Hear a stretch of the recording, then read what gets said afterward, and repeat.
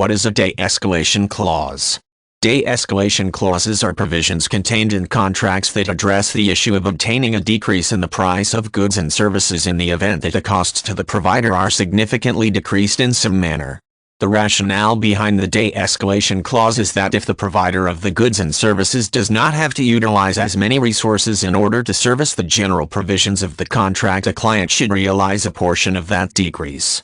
Essentially, the de-escalation clause provides the client with the right to ask for a price decrease even though a price or rate is specified in the contract if it can be proven that the supplier is having to pay less to produce and deliver the product.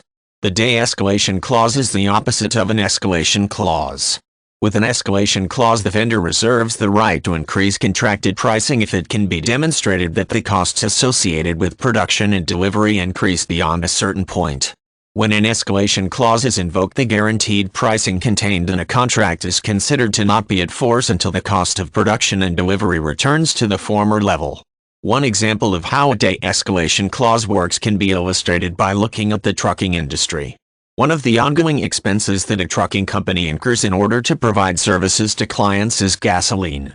In the event that gasoline prices drop significantly after the trucking firm enters into a contract with the client, the de-escalation clause would make it possible to charge the client a rate that is lower than the pricing that is quoted in the contract.